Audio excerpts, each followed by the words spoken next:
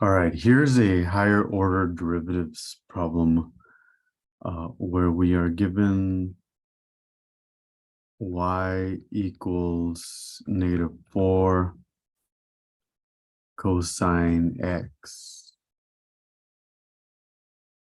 And we're asked to find the 59th derivative, which is kind of odd, but they're really trying to get us to think about the pattern that might emerge and follow that. So speaking of patterns, before we can figure that out, we should look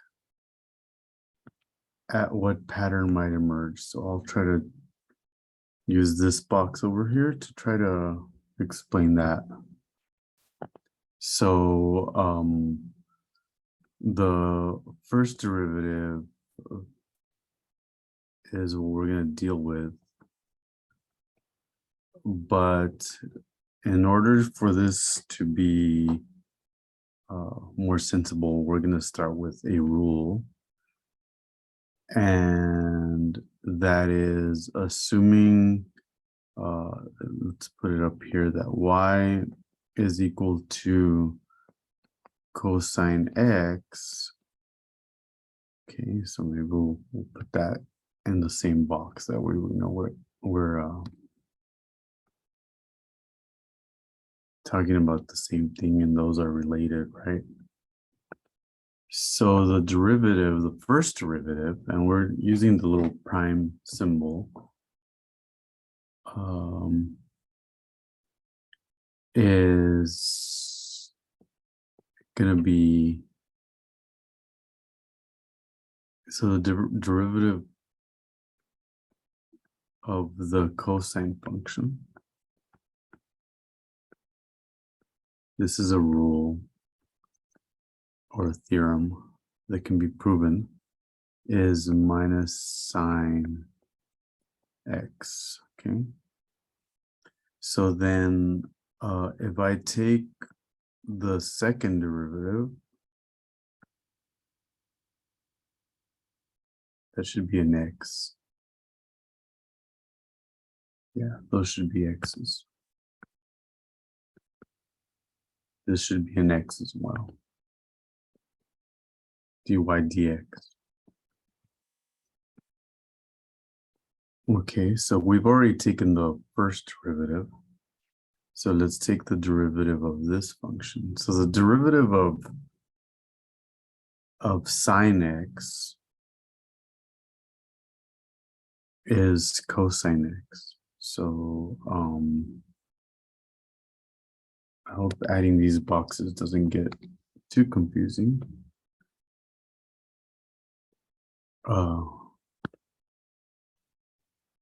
But so we note that y prime is minus sine x.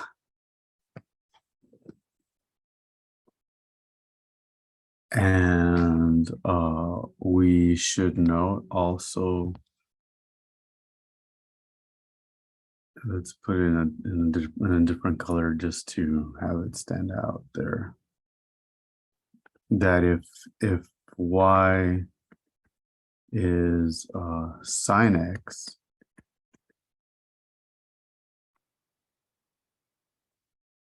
so these are theorems that are shown in the textbook or that you can look up. And so y prime is cosine x. Okay? So these are the facts that we're going to use. I kind of laid them out there. I know it's not the most organized visual there, but so what I'm saying then is that now we need to take the derivative of this function over here. So clearly the minus 1 stays. And then the derivative of sine x is cosine x. So bottom line, this is minus cosine x. And then the third derivative, and I'm going to start using their notation. That means I need to take the derivative of this function. Well, the derivative of cosine x is minus sine x.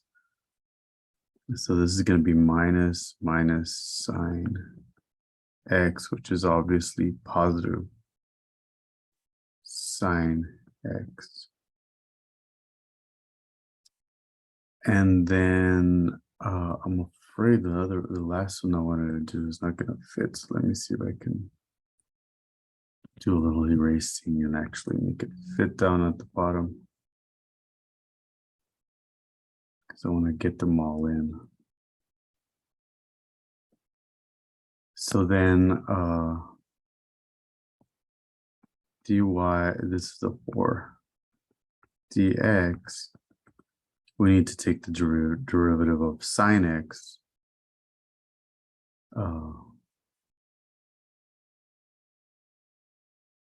which is cosine x.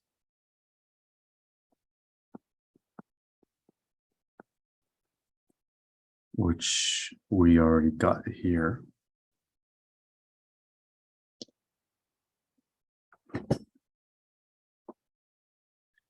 And I'm just double checking that everything is working out as expected. Yeah, so that, which by the way, I think notably is equal to y. So then you kind of start over. If you see that there's a pattern, then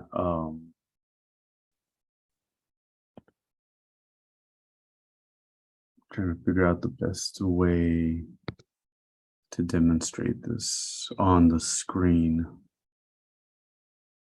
so that we're not so we're keeping everything together. So this gets you back to y. So then the derivative, the fifth derivative, that was a fourth derivative of y with respect to x, you're gonna get this back here. It's this one, minus sine x, and so on, right? So then the sixth derivative is minus cos x. And then the seventh derivative with respect to x is sine x. And then you get back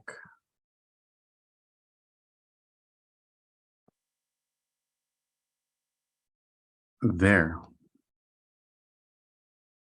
This is cos x. So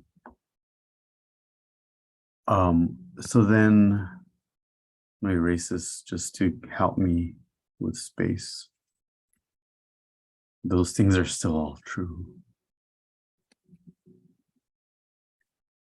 But I'm going to add another box here because I think we can draw a larger conclusion that if we have the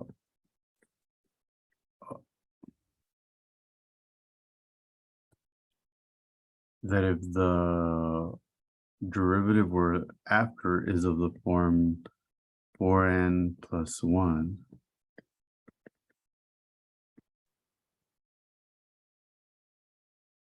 then it's going to be minus sine x. And if it's the derivative, actually, if it's of the form 4n plus 2, just like 6, right? 6 is 4 times 1 plus 2. That's going to be the same, minus cos x. And then if it's of the form 4n plus 3, then it's going to be sine x. And then we're going to be back where we started. If it's of the form 4n plus 4, dy dx cosine x. All right, that said,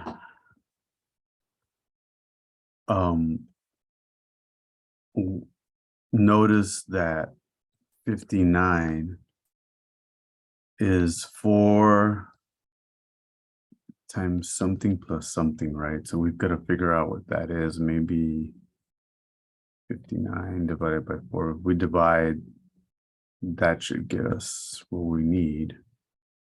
4 times 4 is 16. Remainder 3. So this is 4 times 14 plus 3. Yeah. So it's actually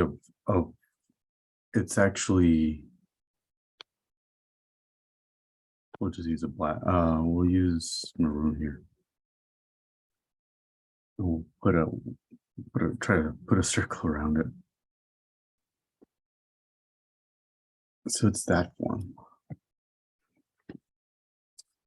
And so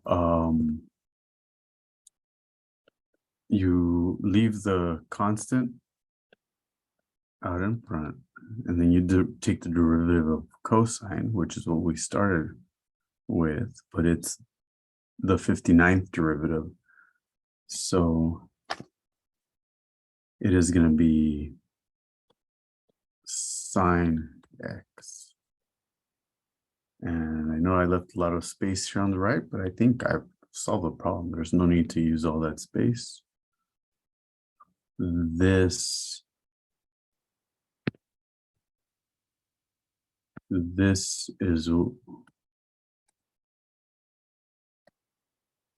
is what we were after. Hope that made some sense.